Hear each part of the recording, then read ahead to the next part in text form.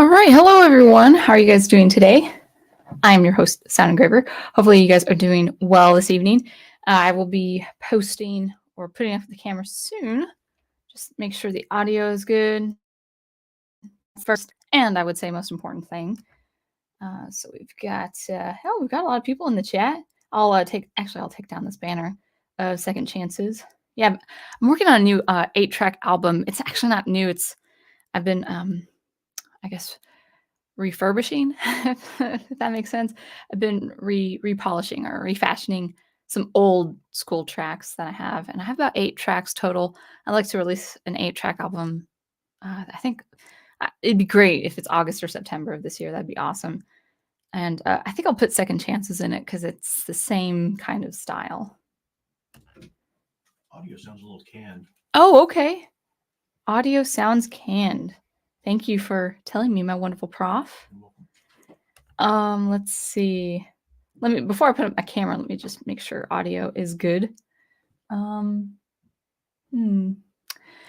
looks connected. Let me hear myself first.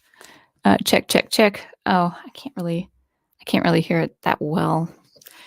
It could be. Let's see. Let's actually try this. I'm gonna actually do a couple setting changes for StreamYard. I'm on a completely different machine. Let's try unchecking echo cancellation. Let's see if that works. So if you guys can hear a difference, just let me know, because audio really is important to me. All right, so I did check that, see if that was a little bit better.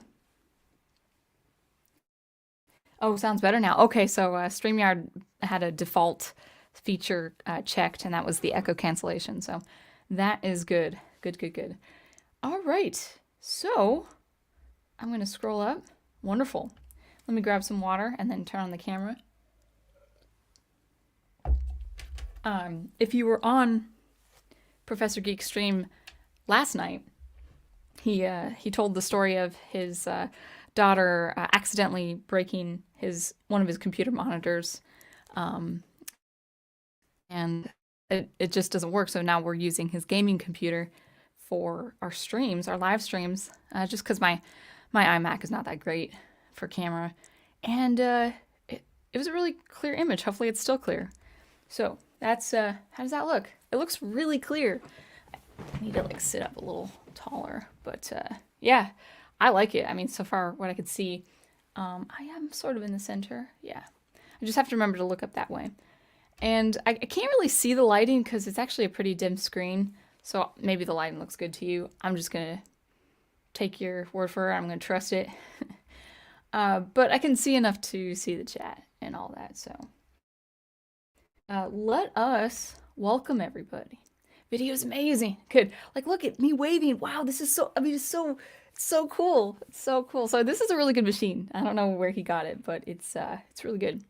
So yeah, movements look a bit smoother. Of course, you know, the advantage of having it a little blurry is you don't really see like the aging features on my face. That's okay. I accept what I look like in real life. So let's welcome the chat. We have first Ghost Planet, Max Inc. Welcome. Good to have you here. We've got Lynn Green. So you say, Lynn, that you are busy again, but you'll catch this in the morning. Hopefully you like what you hear. You want to start off with saying, though, personally, based on the numbers, I don't think this, quote, modern audience, unquote, exists. I think it's the same audience as always. And we'll talk about that. I like that idea. We've got Ace in the house as well. Good to see you, my friend. Brian Gilmartin, you are saying, daily reminder, the modern audience is not real. At least not in the way the establishment thinks it is. Yeah. You're kind of going, piggybacking, I don't know the phrase, thinking ping pong. You're coming, what am I trying to say? I'm trying to use the right phrase and it's going to come out awkward. Basically, it's a little bit of a connection with Lynn Green's comment. So yeah, we'll talk about that. All right. Bebop is in. Bandicoot, thank you. Good to see you. Final Fantasy is also in. Good, always good to have you. Samuel Proctor as well. Andreas, hello to you. Private Eye, always good to have you. And let's see, Adiga Outlaw, good to see you too. All right, we'll start reading your comments first, and then this is totally just, I didn't even have to think about it. This is just my mind. It's gonna be a stream of conscience, if that makes sense. Just my thoughts flowing as we go. So why don't we go ahead and read some of your comments? Oh, well, Samuel Proctor is talking to Professor. All right. Okay. Andrea says, there's something terrifying about the words for modern audiences. It basically means we are going to remake this beloved work of art to be as woke as possible. Angry emoji or sad emoji. Yeah. All right. Stunning and Brave is with us too. And what's a stream without scuff sound engraver? Yeah. As long as it's not audio scuff. Guff and scuff. Big Al, welcome. Good to see you. Okay, yeah, so my prof, my husband, we have date night every Sunday, and we have pizza every Sunday for our date night. And my favorite frozen pizza out of the grocery store, I guess there was a distribution problem because it's not available at any of these stores. So we have to get the second best, at least in my opinion. And usually, this is kind of boring, I'm just going to say it. So Big Al, obviously, he asks about food. He says, what kind of pizza? I love Newman's. Get the Paul Newman's. I think that's based off the actor. It looks like the actor. Get the Paul Newman's, 4 cheese or all cheese. It's the best. And if you want to add pepperoni to it, that's what we do. It's my favorite. It is the best frozen pizza ever. I liked this one called American Flatbread, and it is good, but it's just it's more like a gourmet, thin sliced bread with stuff on it. It's not really a pizza. I need more than that. So Paul Newman's all cheese, it is so good. So you can get it probably at any local store, grocery store. All right, let's see what's going on here. Amy L, good to have you. And then I think that wraps it up for our chat. Hopefully more will come in. We'll just see. But yeah, I just want to talk about the modern audience. So actually, before we start, there was someone. I think actually it was Bebop. Let me go back to your first comment because I want to start the stream off with your first comment. Let's see where you are. I think I missed you. Oh, there you are. Okay, so you say, and I'll just go ahead and put this up here. Oh man, this mouse is so sensitive. I'm not used to that. You say, oh, Art Deco, my fave. Okay, so I wanted to actually start with this because the thumbnail, actually, I really appreciated the thumbnail. It actually is, believe it or not, I know, I kind of rant and rave about AI, so I couldn't help this, but that image that you see is actually, and I didn't do it, I just found it, and I put a little filter on it. That image is actually I found it online based on, it's like Mid-Journey's version of Bruce Timm's animation style. And of course, Bruce Timm was, of course, very much involved with the Batman animated series, the Superman animated series. And so I found that image. And Bruce Timm, I actually wanted to put his face on, like him and Bob Iger. I just wanted to put their faces on the thumbnail. And it didn't work out that way because I just couldn't find a really good image. And it's because Bruce Timm recently, I had read an article, he almost lamented. The article was really leaning into this sentiment or this idea that Bruce Timm was lamenting that he just found it too challenging to write Superman for the modern audience as opposed to when he did it 20 or so years ago. I can't remember when the Superman animated series was airing. But in any case, it was I think a couple decades ago, or even in the 90s. You guys can correct me on that. I'm not really familiar with the timeline. So I don't want to say anything disparaging against Bruce Timm himself. You know, he contributed to the wonderful animation that is, especially the Batman animated series. But he was saying, well, Batman's easy. You know, I'd take Batman in a heartbeat. I can't write for Superman. In so many words, he was saying that. He's like, I can't write Superman. what Superman is or what he represents to the modern audience. And, it's been the same thing for Bob Iger with Disney, especially with the Marvel Studios, Marvel franchise property. People are saying, "Oh, we gotta find new audiences. We gotta find the modern audience." And I know they're not two exclusive examples, Bob Iger and Bruce Timm. They are one of many, of course, with things like Hollywood and our entertainment. Ace, thank you so much for your super chat. Let me go ahead and scroll down and see that. Liberty and pizza for all. Thank you. Thank you. American flatbread. It's good, but it doesn't fill you up like a pizza would. But I still recommend it. Thanks for the super chat. So what was I going to say? Okay, so yeah, Bruce Timm, Bob Iger, all these people who are creatively in charge or commercially in charge, whatever the case is, that they drum up this idea, which is more of a hypothetical than it's a practical idea, and it's like, well, we gotta write, we gotta create art for the modern audience, and I want to talk about that, why that's a bad idea for any artist, whether you're working for an IP or you're doing your own thing. What is the modern audience? Now, I think Brian Gilmartin and Lynn Green were on it with their point that this idea is just an idea. It doesn't exist in reality. And for a couple of reasons. The first is, well, where I'm going to come in is based on history and culture, generation after generation. People have changed. So it's really silly. It's very unproductive of any artist to consider, well, I'm going to write for the modern audience because of different cultural sensibilities, how people react, like what they say in the colloquial, like that they'll have idioms and phrases that are very much in this time, or in time past, in the times past or in the future. The colloquial will always change. Language will always, well, not the definitive language that I'm using right now.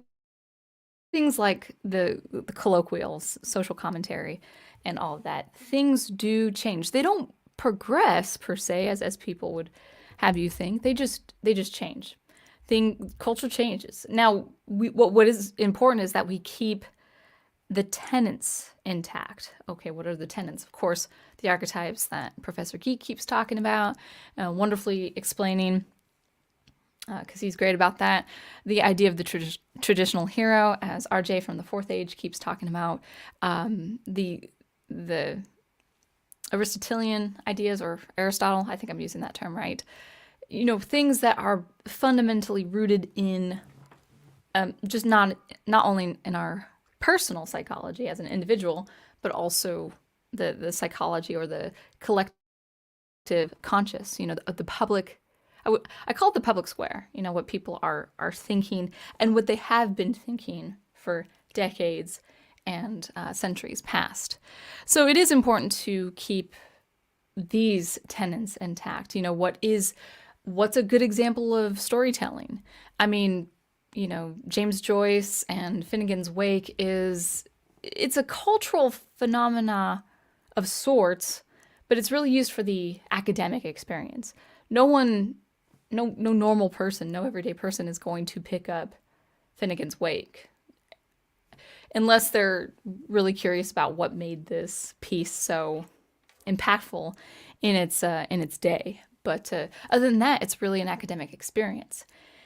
And I would go so far to say I think Hollywood is treating, I don't want to say just Hollywood, I would just say creators in general, who are film directors, whether Hollywood or maybe storytellers, novelists, graphic novelists, comic book writers, whatever the case is, that are more focused on mainstream and more focused on these, progressive ideals, if you will. I think they're treating it like, well, this is an experiment. We're going to really try to just cater to what the modern audience is saying or what they're preferring. Like, they really prefer this. Okay, down with the traditional hero, down with things, that I work with, like melody or something like that. down with the orchestral film music. Yeah, I'm just giving these examples. We're gonna just what are people talking about right now? What do they prefer right now? And let's create a work of art that is reflecting this time. So I would say this is a moot point. This is highly unproductive because the modern audience is always evolving. And it's always evolving, colloquially speaking, if I could say that. It is always evolving, but at the same time, most people, generation to generation, have core values, these core tenets in art that won't ever go away, no matter how much certain ideologues prefer it to go away. It just won't. So that's the first thing. The second thing is, let me try to get my thoughts straight. Where was I going to go with that? Let me grab a swig of water because I think I sort of lost my train of thought. Oh, I wanted to talk about the distinction between writing for a modern audience, which you guys say doesn't exist, and that's true. Audience is always evolving, and they will always maintain core tenets of art in general. But there is a distinction between writing a film or directing a film or making an art piece for the modern audience and making an art piece that reflects your time. Now, this does not have to be a political thing. It doesn't have to be an allegory to something that is current day. I mean, even it's been 4 years, but you don't have to just because you existed, just because maybe you were someone in your 20s or 30s, you're an artist in your 30s, and you say, well, I lived it through this time. Let me do an art piece based on COVID, for instance. That's you can if you want, but that's not what I'm talking about when I express making art that reflects your time. So let's give a couple examples. If you're a story, let's say if you're a story writer of some kind, so you write a novel or a graphic novel that is, as far as world building is concerned, is reflective of medieval times or in times of the Middle English language. Well, just because you want to write in that period, you're writing a period piece or directing a period piece, doesn't mean the dialogue, for instance, or the prose should be strictly Middle English. That's an archaic language, and maybe some people do experiment with something like Old English or Middle English, but you still want to write something that is comprehensible or something that the modern day reader understands. I would say you could follow what Tolkien did with Lord of the Rings. Some of that language, even though he's in a very specific fantastical setting with swords and bows and arrows and elves and stuff like that, there's a little bit of an older language, but we can still all understand and we read the book. The dialogue does sound older, but it's still comprehensible. We can read through it very smoothly. We can listen to it, with Peter Jackson's film adaptation, The Lord of the Rings. You get a sense of an ancient history, but you also can understand it in the modern day. So, that's one example where you don't want to write a period piece and then use that the line of thinking of that time strictly, or the language. Make your language something the modern day reader can understand. A music example. Hopefully I'm making sense with all of this, but just again, this is a flow of conscience. Stream of consciousness? Yeah. By the way, I just want to say, I do sometimes confuse the two words conscience and conscious. I know what they mean, but sometimes I say it incorrectly, so I apologize if I do on this stream.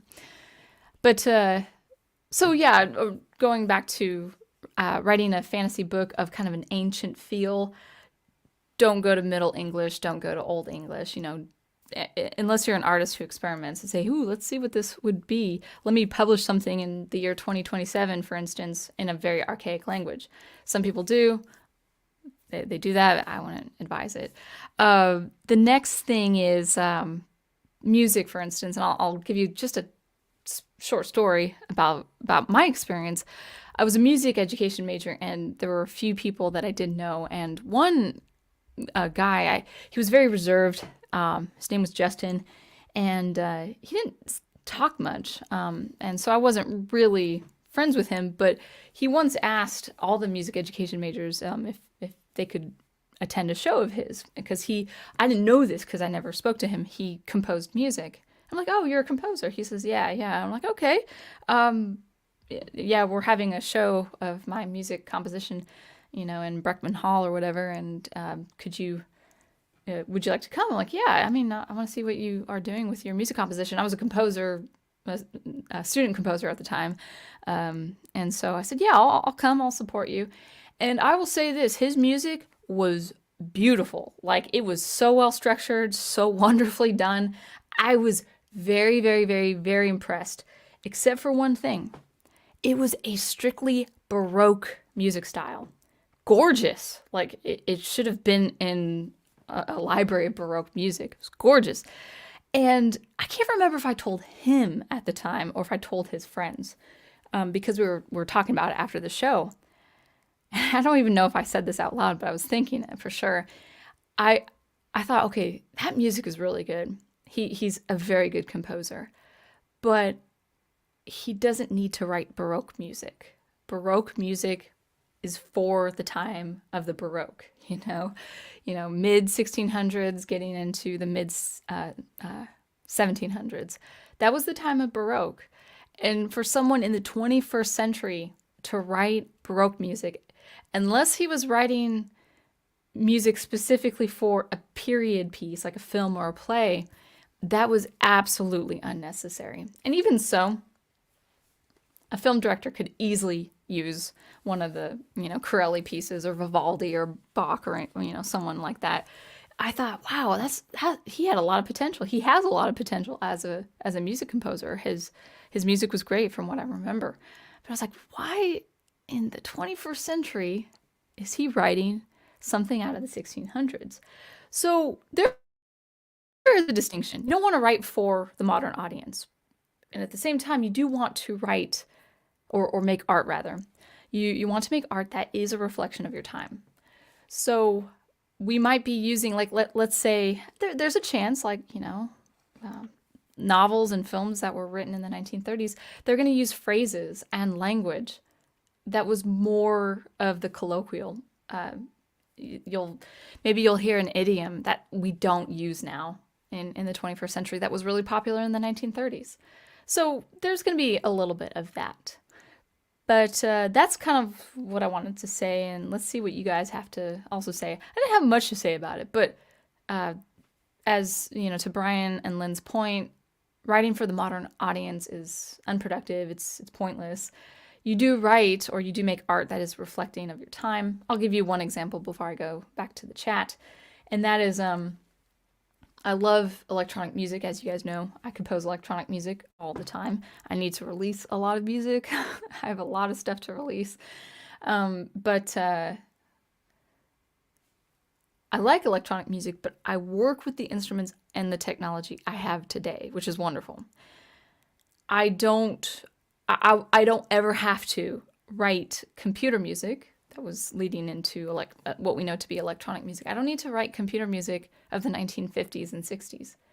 That was in its time. All the Pierre Schaeffer, Wendy Carlos, all those people who are prominent in their course of music history. Yes, they wrote computer music. Do I have to write that again, even if it's in a program like SuperCollider where I can? I can write Forbidden Planet scores. I can write sine tones in a impactful musical way. I can work with FM, organically speaking, in SuperCollider. I have before, but I don't need to sound like I'm a composer in the 1960s. I just don't have to. There's also recently I was briefly involved in a community of video game composers, just discussion forums and stuff. And I remember someone showed me this link, and he said, check this out. And it was a software, I can't even remember what it was called, but it was a library of samples out of 8-bit video game music. Not music itself, not like any OSTs, but there was it was a library of just 8-bit tunes or 8-bit instruments rather.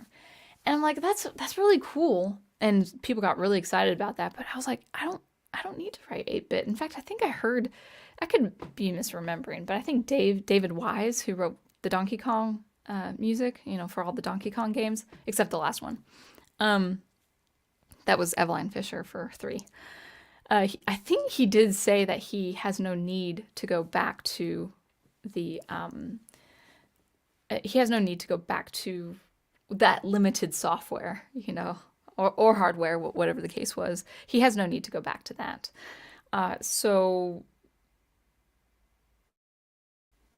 why? Because he's in the 21st century and he can work with amazing instruments now. That's where I am as far as the modern audience. I'm just going to keep to the tenets, the core principles of making good art, whatever that art form is, and also it will reflect my time to some degree. The way I write, the way I compose, things will sound different 40, 50 years from now, but that's why you shouldn't write for the modern audience, because people change generation after generation. It's going to look a little different than the previous generation, so don't write for the modern audience. That's what I have to say. Let us go down to the chat. And I need to scroll up. Let's see. All right. I can't work with this mouse. 1 second.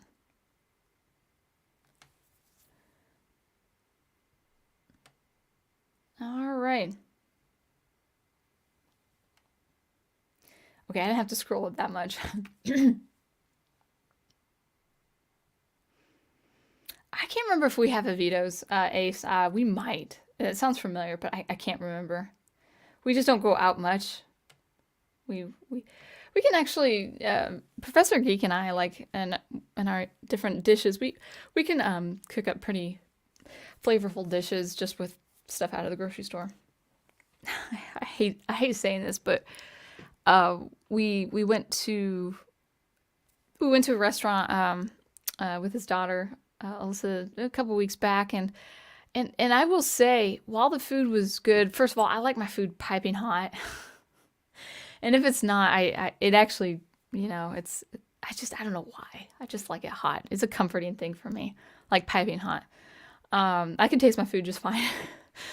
But the more I make food myself at home, the more I realize while restaurant food can be good, and there are special culinary experiences that I would never be able to imitate, but I was just like, I like the way I make food, and that's just doing it all the time. You know what you like, you know how to prepare the food you like. So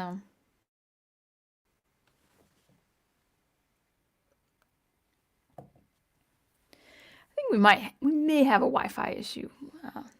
Actually, 1 second. I'm still here. Just want to do something real quick. All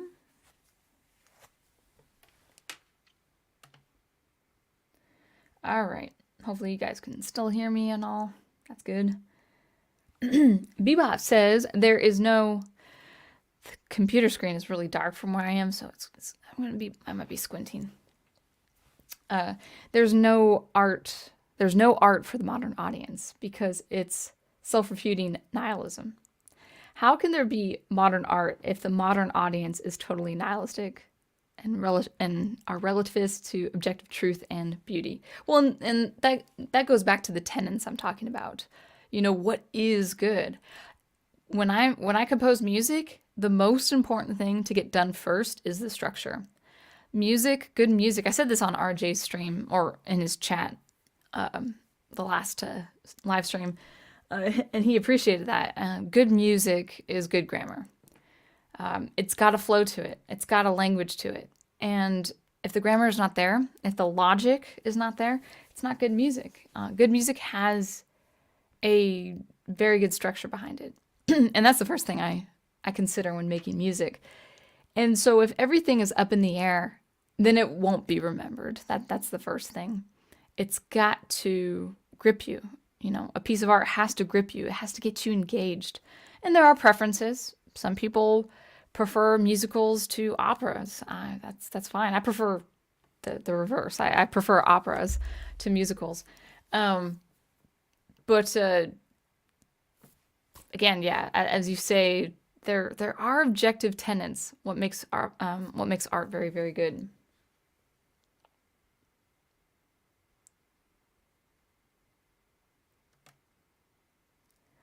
All right, now everyone's talking about pizza. Asa says Bruce Timm has been showing his true colors since the animated Killing Joke movie. I didn't even know that was a movie, which his awful fan fiction is in the opening, or with his awful, if I could say that right. Uh, Ever since the animated Killing Joke movie with his awful fan fiction in the opening. I didn't even know that was a movie. Um, I'm kind of bad. I need to read more classic comics. I started pretty strong at the beginning of the year, and then I'll probably read a little bit more into the summer. Yes, Stunning and Brave says new writers could learn a lot from Darwin Cook. Yes.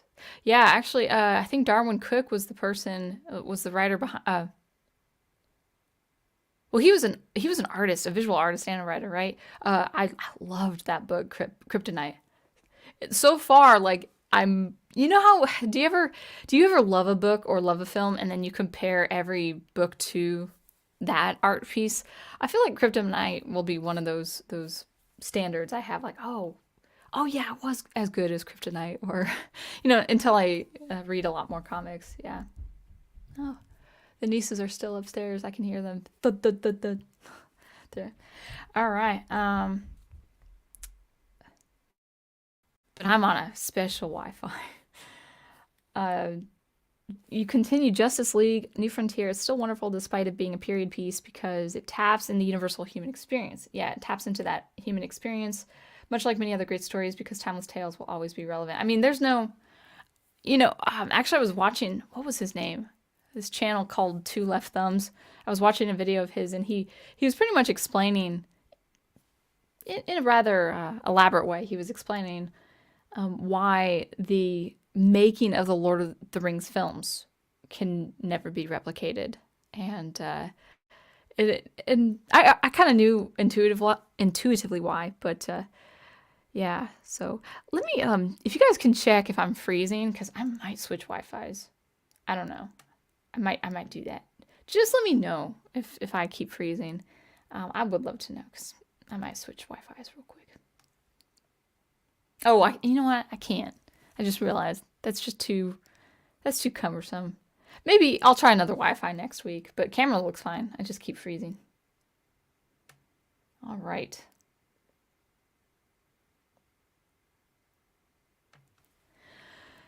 You say Bebop.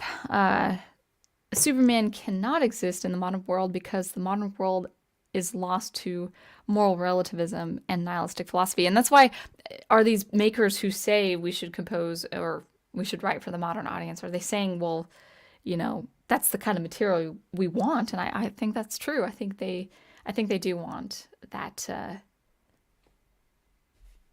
They want the nihilism, or they want the depravity.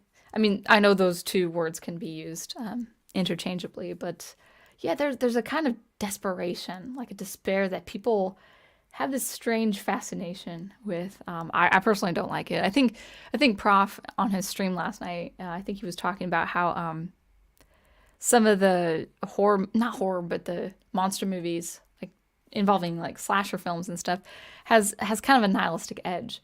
And he likes horror, and I appreciate horror for what it is, but there should be like a religious optimism involving horror, especially with a character like Dracula.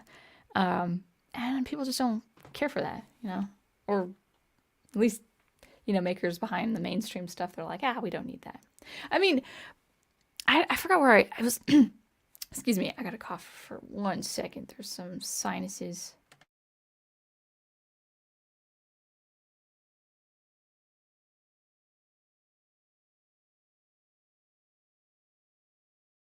Whew.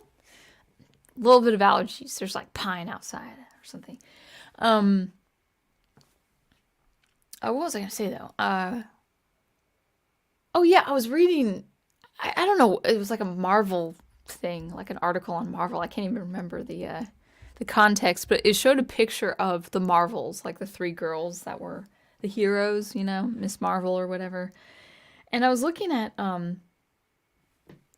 Brie Larson's costume, and it's like it's so drab, which is unfortunate because she actually, despite her flaws and her shenanigans, publicly speaking, she's got a good form. She's got a good build. She's very, very much has a really good feminine build, and the costume is so ugly. It's so drab. It's like, take these three colors that are part of her costume. Can you like, bump it up in brightness and saturate it a little bit? It's just like, it's so ugly. I mean, I would prefer black. I would prefer black when it comes to costumes. Just be a spy or something. Be a superhero spy. Wear all black, kind of like with Agents of Shield, and that will look so much better than the drab colors. It's this. Oh, it's weird. I need brightness. You know.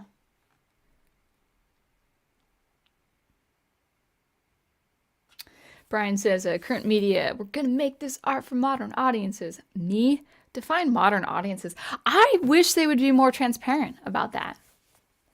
Now, we all know what it means, but they don't explain what it means. That's a weird, that's an interesting point you make, Brian, because it's like, have they ever explained what a modern audience is?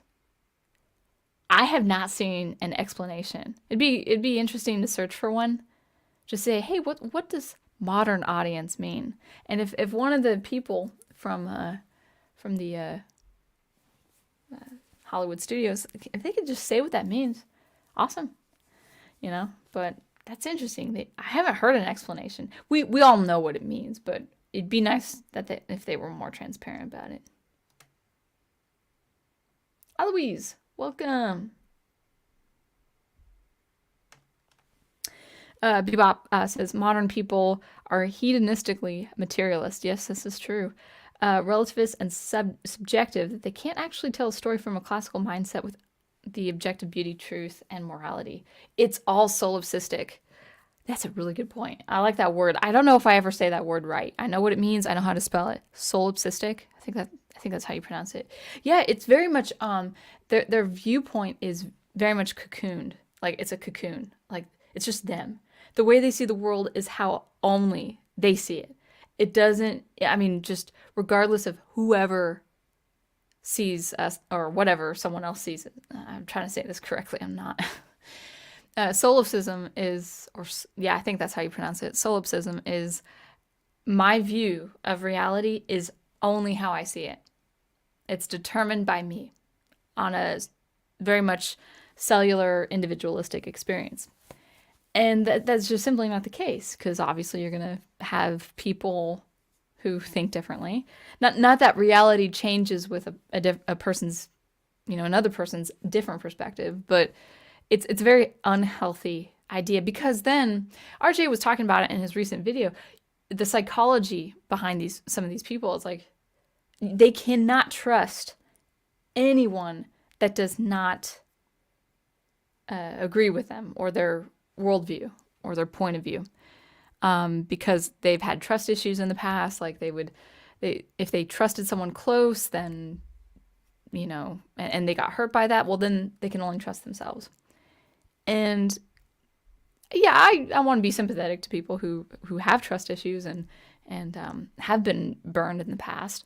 I get that, but we're built, so like psychologically we're built to trust something outside ourselves. And if it's not going to be a form in the form of religion, then it's going to be in some authority, whether you agree or not. Like, no, I'm against authority. And then like, yeah, the government will protect me. It's weird because there's a lack of trust in familial relationships, like someone who's close to you, like a parent or a sibling. But that's trusting a politician, that's so much better, right? And I know politicians manipulate that. They use that to their advantage. They manipulate the minds and the emotions of these people who do suffer solipsism. Yeah, absolutely. I wrote a novel way back. I have to go back to it because it's been like, gosh, I think I finished it in 2014. And I haven't really seen it since. I just know the story. I finished the story, and now that my writing is so much better from practice, I do need to go back to it. But it deals with solipsism in a supernatural way. It's a frightening novel. It's not a horror novel. It's more of a supernatural thriller, more speculative. It works with some science, but it's a lot more speculative than straight science fiction. All right. Amy L. Dialogue in Old English would be pretty incomprehensible. Yep, it is true. Samuel, however, says you would love to watch a medieval movie in Old English with English subtitles. Yeah. Oh, okay. That makes sense. Yeah, if it's in the form of a movie or a play where you do have the subtitles, yeah, that would make sense. But that's the condition, or no one would see the play. You know, the show Barbarians speaks in reconstructed classical Latin with English subtitles. That's cool. That's awesome.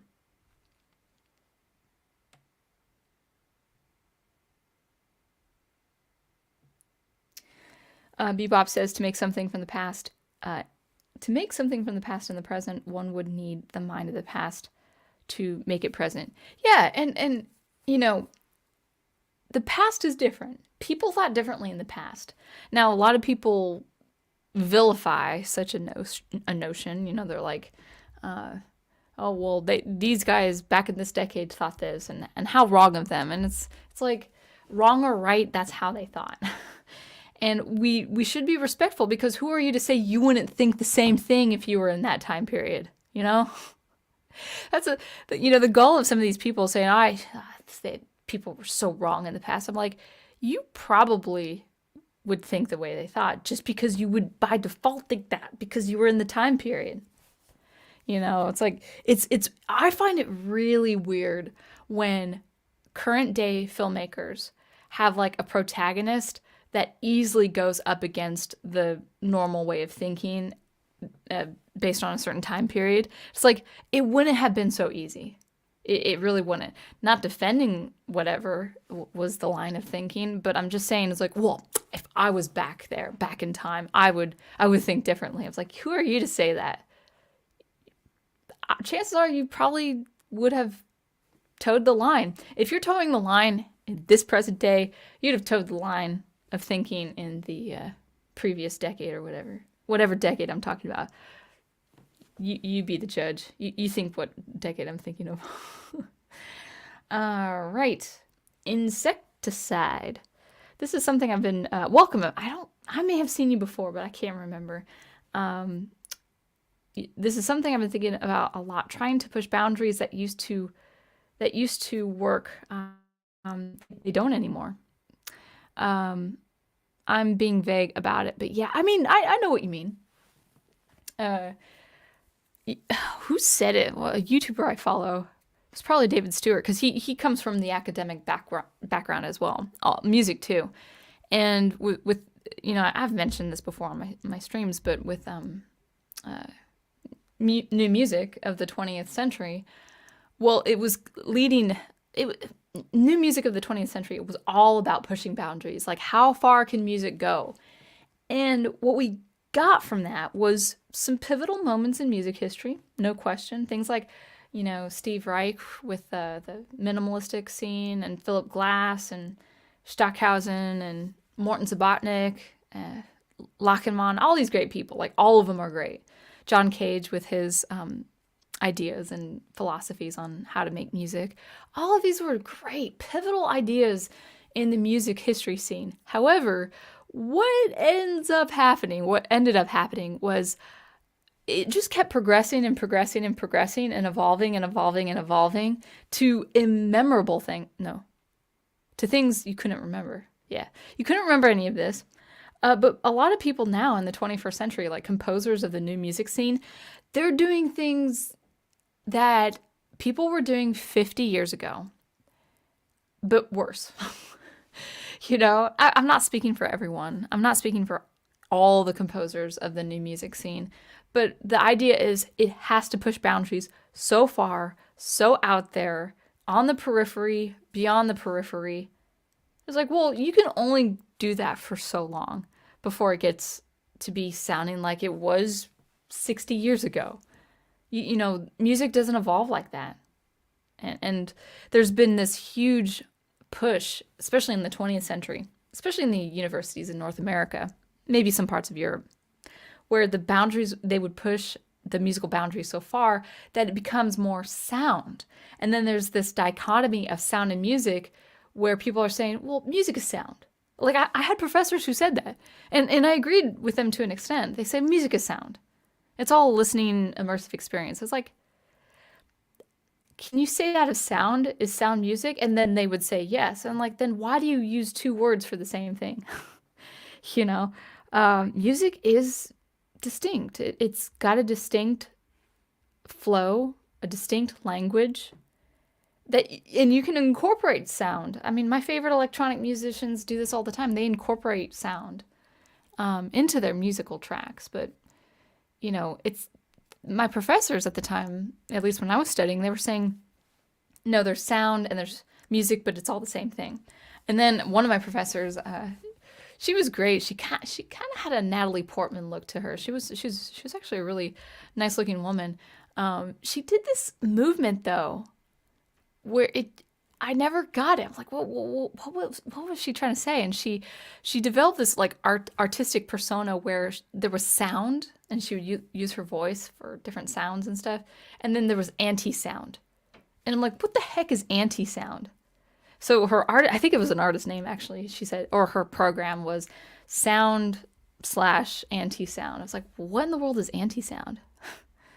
I guess she was just trying to strike against sound in her music, or maybe sound we're used to. Maybe it was botched sound. Maybe it was heavily manipulated sound in the electronics space. But dang, I'm really freezing, and I think I know why. We've got people up there.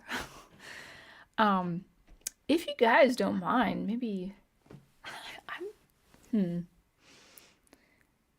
I don't know. Actually, I might. I did say, am I freezing a lot? No Wi-Fi issue. You're good. Okay, I might change the Wi-Fi next week. We'll see. But I see myself freeze all the time. At least the camera's okay though. All right.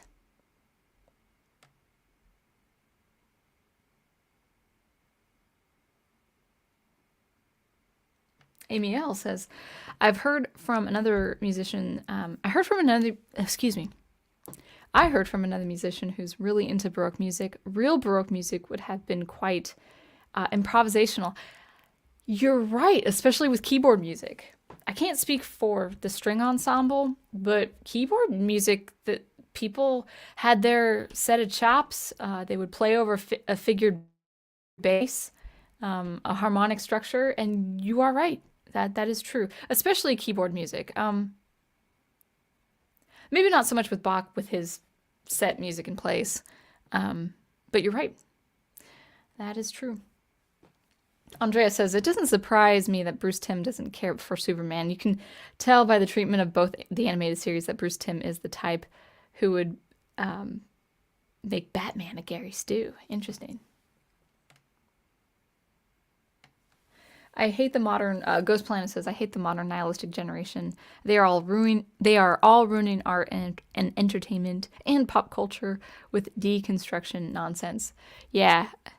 And then maybe the next phase will be the deconstruction of deconstruction. Or something like that. Like a reemergence of what came before. Oh, I won't watch the Killing Joke movie. I just didn't know that thing existed. Okay, everyone says I'm okay. I haven't seen you freeze. Okay, maybe it's just StreamYard. All right. On StreamYard, I'm freezing pretty much all the time. So I'll check out the replay and see if it was much smoother. All right. Grab some water.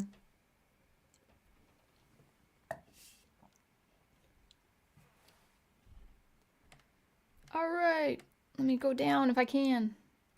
I'm trying to go down the chat. Okay, there you go. Original Miss Marvel, says Aloise, is a black, had a black, red, and golden color scheme. Oh, that's a perfect color scheme. Yeah, because you have the black, which is a perfect set to contrast the other brighter colors like red and gold. Oh, see, and I think I know what she looks like too, the classic version. Yeah, I mean, if you see, I mean, I think everyone's seen in some way or another her costume, which I thought it was at least brighter in previous films. Maybe not. I don't know, but it's so ugly looking. It's kind of like, the more I see Superman and his art, the classic art, the bold blue and red, and just the bold colors, yellow, and then I see Henry Cavill's Superman. It's so drab. He looks like he's ready to go scuba diving. His suit looks like he's ready to go underwater and swim with some manatees. Probably even deeper than where you would swim with manatees. He looks like he's gonna, go to the bottom of the lake or whatever, or the ocean. That's what it looks like. I've been to the lake. I've had family reunions at the lake, and I remember family members, they would put the full on wetsuit. that's what Cavill's Superman looks like. It looks like a swimsuit.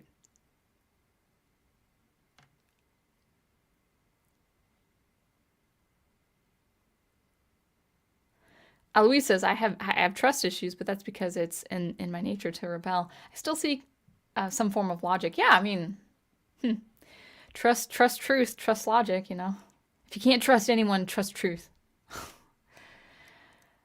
Trust the truth. All right, good on time here. Just coming up on the hour. Bebop says, what really irks me about those costumes is that they always mix up the colors into a tie-dye slop. Yeah, that's kind of what it looks like. Instead of traditionally separating them into eye-catching segments. Yeah, exactly. All about contrast, like in the old comics books. Yeah, yep. All right. Samuel Proctor says music is a kind of sound. Yeah, by music and sound, my professors were trying to distinguish what is everyday sound and what is music. So, like a Beethoven symphony is specifically music. Sounds out of a parking lot or, going to the beach. Those are natural everyday sounds, your experience of sounds.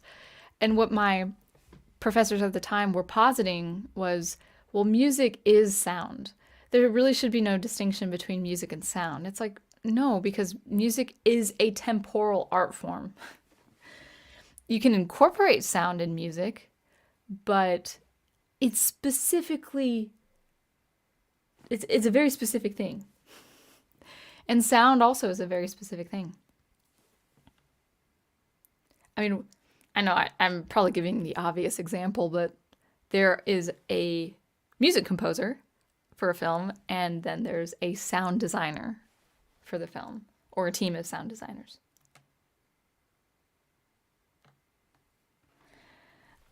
Amy L says anti-sound would be the kind of sound they put in noise canceling earphones. Yeah, you know what? Now that I think about it, Amy L, I think you might be onto something. I know you might be joking when you're saying that. So is anti-sound the kind of sound that they put in noise canceling headphones or earphones? I think anti-sound, if my educated guess is, she was saying, my professor at the time was saying anti-sound, incorporating silence, a lot of silence in music, or in her experimental music. That's probably what she meant. But it's not clear because anti is an antithesis of sound. I guess you could argue that silence is an antithesis of sound, or the absence of sound. But yeah, interesting. Very interesting.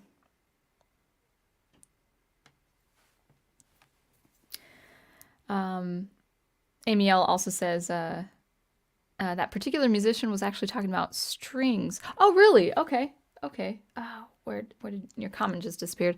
They didn't play as written. Okay, interesting. I did not know that. Is that I should look into that a little bit more. But cool. Very cool. All right. Alois says deconstruction of deconstruction. I think that's already happening because subverting expectations has become expected. Yeah, you're right.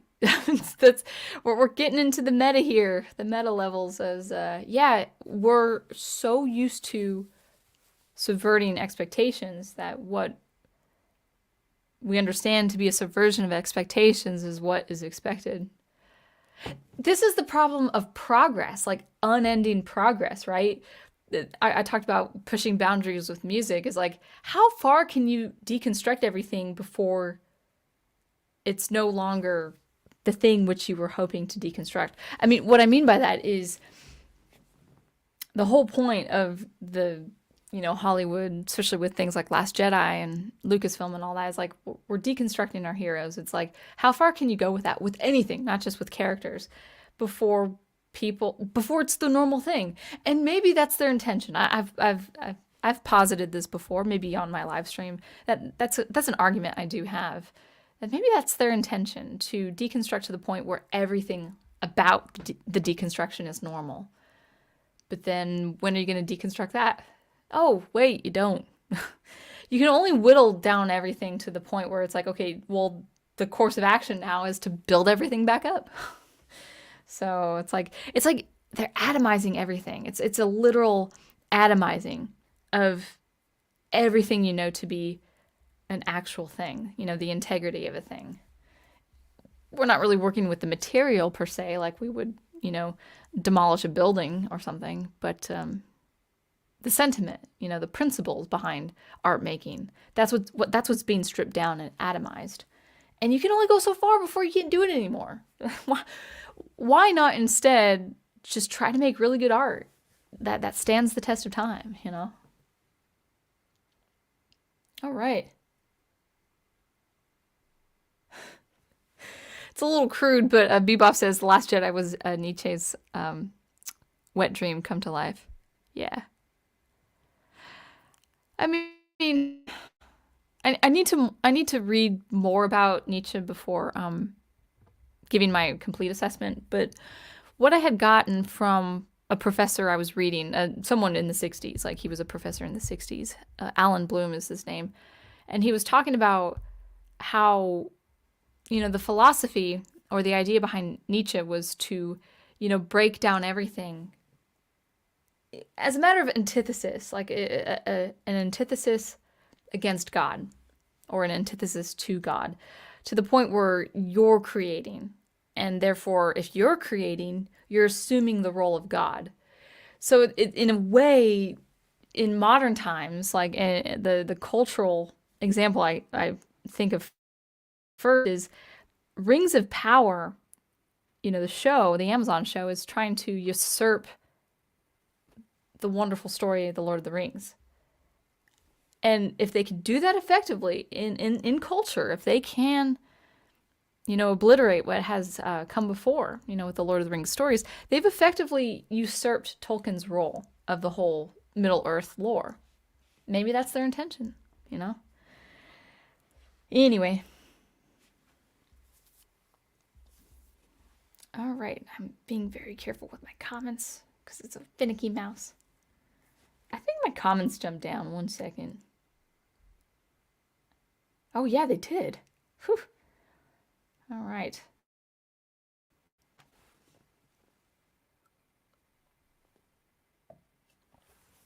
Yeah, Bebop says, bright red cape, the black breastplate, bright blue tights, and yellow boots. The silver helmet is the character. That alone makes him pop out more than mixing them and making them look sickly. Yeah. As far as graphic novels are concerned, the eyes aren't meant to like try to process like the minute differences of color. I work in, Logic Pro on my computer. That's right there. And sometimes like I have one instrument be a green track, for instance, and then another instrument a different shade of green. And then sometimes the shades are just so close, I'm like, I can't tell the difference. Like even as a female, female, I guess the eye construction of, women, we can see a little bit more color differences, a lot better than men. But even I need things that I need contrast. It's a lot more pleasing. All right.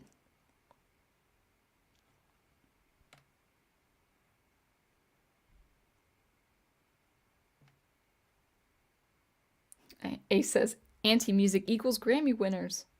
I don't know. I haven't listened to recent Grammy winning people. Uh, all right. Have you Bebop says, have you found a solution to your teleportation effect in your sci-fi story? Teleportation? Oh, you did I talk about that once? It's not so much teleportation. It's I am approaching it's not like Star Trek levels of teleportation. And that's probably as far as I'm going to go with that because I still need to flesh it out. The only thing is I might not, I don't know, as I'm thinking about my story lately, um I might want a moral quandary that goes into something like that. Because pretty much your whole being is atomized and then instantaneously sent to a different location. And then having that information built in again, it's like, okay, are you the same person? It's a very interesting idea. And there is a theme. I do have a theme where, okay, is um, at least with the, well, I don't, I can't give it away. Not yet. Not yet. Yeah. Gotta finish my book one. I'm on my third draft for book one. And I'm about like, oh, I'll be almost done with 60% of my book. Uh, all right.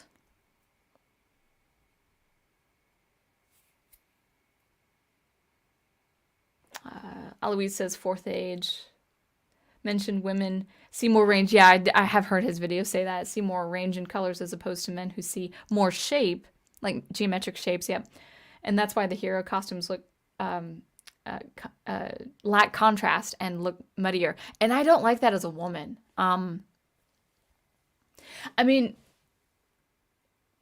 besides one ideological flag that has popped up in recent years, country flags, national flags, pretty much stick with, like, there are some flags that have more than 3 colors, but most flags have 2 to 3 colors. And that's an intentional thing because then you recognize, oh, that's Japan's flag. Oh, that's Germany's flag. That's the French flag. That's the Italian flag. Like we can remember what the flags look like because of that really stark color contrast. Um, Lately, we've had really ugly flags too, but I'll leave it at that. We don't have to mention that. Really ugly flags. Oh, and I don't like. I see.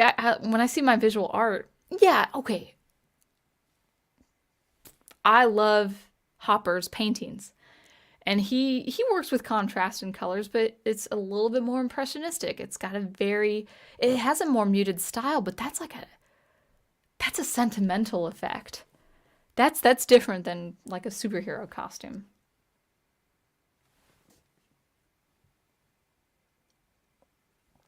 All right. Scrolling on down, as RJ says, if you ever attend his live streams, it's the funniest thing in the world. Like he thinks he's at the bottom of the comments section, and he's like, "Oh, I'm almost done," and then like people start typing again, and then he realizes he's not nowhere near the bottom, and he won't end the stream until he's at the bottom. And I used to be like that. I just have a limited schedule now. I mean, he has too, but he's definitely newer to streaming than I am. because people would prefer him to have like 2 or 3 hour streams. Let's see. Bebop says, I hate the fact that they made Daredevil's costume into a dampened, dark, sickly red instead of the vibrant pop out scarlet red that he had for 50 years. The only justification I can give for that is if he's trying to stay invisible. You know, if he's trying to be stealth-like, you know, like with Batman, even so with Batman, like in the old comics, he still had the utility belt. I think his bat symbol was yellow, if I remember correct, and he had the blue cowl and then the gray, and so there was a color contrast. I mean, I know you can change the features on the Batman Arkham games. In a sense, I get it. Narratively speaking, he wants to, like, especially when Prof plays those games. There's a lot of the times in the gameplay he's like on a gargoyle and he like tries to like take down people in like stealth mode. Obviously, he's gonna need to wear darker colors. So in a movie, and in a game, I could sort of see that, but not in a comic book, you're right. Actually, The Long Halloween, it was a long book. It was a long graphic novel or comic book, and it was good. The story was great. But boy, that was dark. Like I think that was after I had no, I read Long Halloween after Superman for All Seasons, and it was dark. Like, it was visually so dark. I kind of had to train my eyes to see the darkness. Bebop says, oh wait, I want to make sure I'm not skipping people.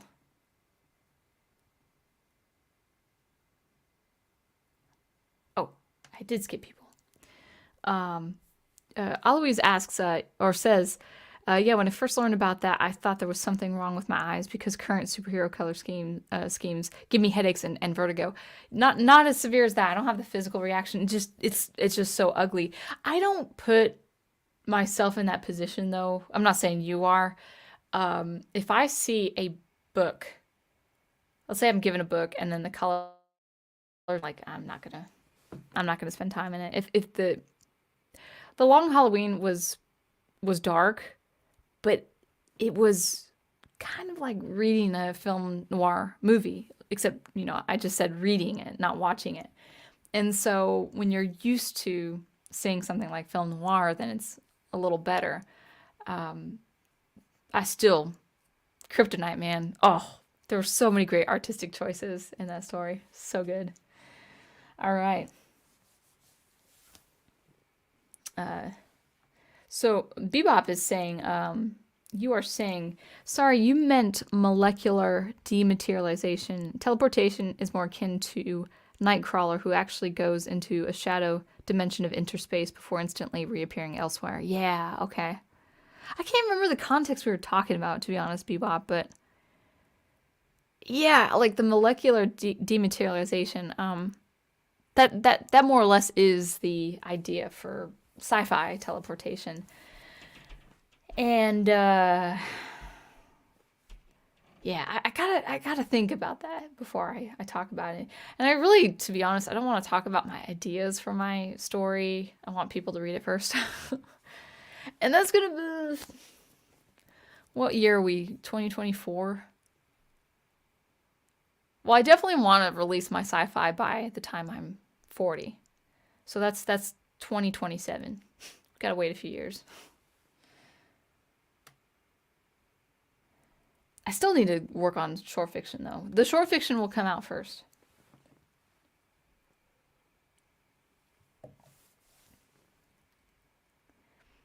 Samuel Proctor says, one new flag you love is your state's recent redesign. I didn't know Utah had a recent redesign. The flag rocks. It's so much clearer and decipherable while still representing my state. That's cool. State flags are a little bit different because they're not just strictly a color. There's an emblem of some kind. You know, every state has at least a symbol, or a person, a figure, a place. So it's going to be a little bit more detail, but you can still, like, Washington State has a picture of George Washington's head on it, and I think it's green. It's kind of sad that I don't remember because that was my home state. But easy, like very clear to see. Virginia has a pretty elaborate state flag. I think it's blue with a mantra. I think it's a Latin mantra on it, but I can't remember. All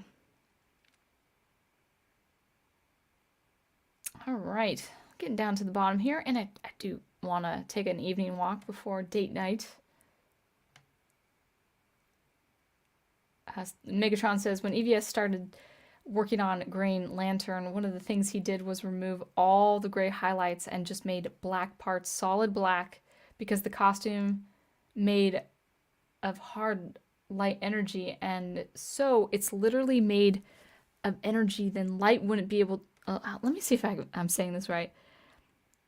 And so if it's literally made of energy, then light wouldn't be able to reflect off of it because it would just be solid black. And because of that change, the green really popped out in the costumes. Interesting. Oh. I can't pronounce the Latin, so I'm gonna just post it up. And it means down with tyranny, right? I need to know my new state's history because it's awesome. We're getting into the American Revolution times. I mean, I know the American Revolution lasted, well, the war lasted 8 or so years, and sentiments were even before then. So I know a little bit about the war, but I forgot what that Latin meant. I think down tyranny. It's like a serpent too. Isn't tyranny like the form of a serpent? But it's not the "don't tread on me." That's just a different thing altogether. Right. Might be because I began reading comics and mangas black and white. Then again, I'm not alone in the fact that American comics drench their pages in pastels. The only time I like pastel is for things like Precious Moments and Easter. I feel like Easter, spring, pastel, that works fine. I need to sit up. I've been kind of like hunched all this time. Yeah, pastels. I wouldn't want pastels for graphic novels either. Pastels work for something like a children's book, but for an epic graphic novel, especially involving superheroes, I don't think so. I don't think so. I wouldn't see an animation in pastel. I would hate that. I love the art style and the colors of Batman the animation series, or the animated series. All right. Wow, this movie subverted my expectations by subverting my expectations. I didn't expect my expectations to be subverted. I guess deconstruction can be deconstructed, which subverts my expectations. Now we're just being cheeky. All right. Samuel Proctor says, happy 2777th anniversary of Rome. I'm going to trust you on that. I'm really not familiar with Rome's timeline. No flag is better than Virginia's Lady Liberty standing over the slain opponent. And the slogan in Latin reads, thus always to tyrants. That's what it meant. Yeah. Liberty, trouncing, trampling over tyranny. It's really good. I know what it looks like. I couldn't remember the Latin. Samuel says, I don't know, Prof. The Texas flag is way cooler. All right.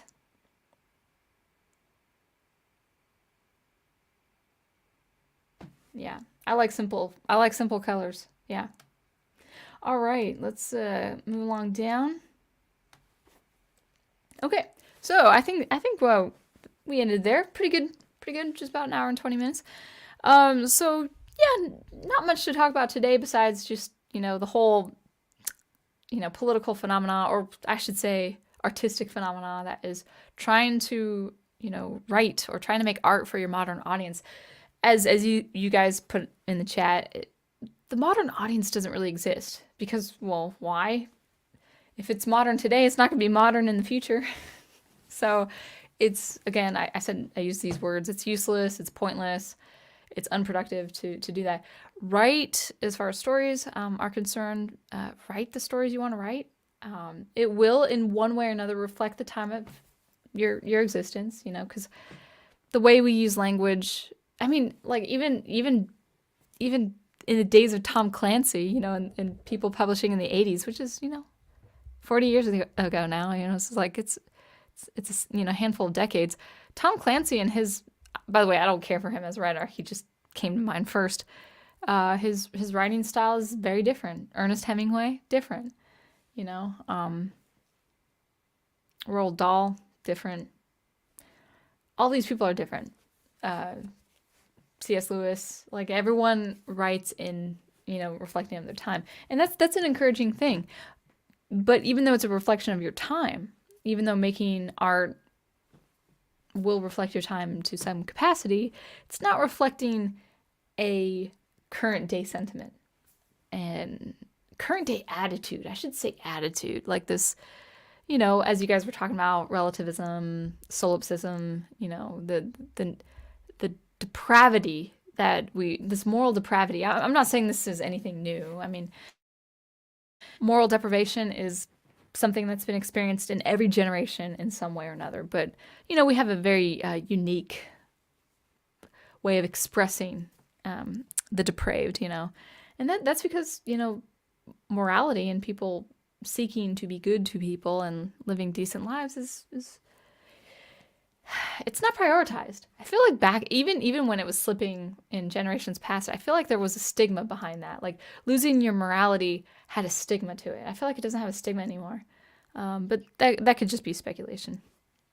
So anyway, I may have a video this week. I don't know. I just again like it's been the last few weeks. I've just been composing and writing, and there's nothing that has really benefited me more emotionally and spiritually than just getting a lot of artistic things done. I hope to have a video for YouTube. I'll have shorts. You know, I've been doing shorts. That's been my go-to for that. But anything I do next would be a music-related video. So anyway, I'm going to leave it there. Thank you guys so much for tuning in and watching and listening. And until I see you next, keep producing that wonderful art you love, and I will catch you later.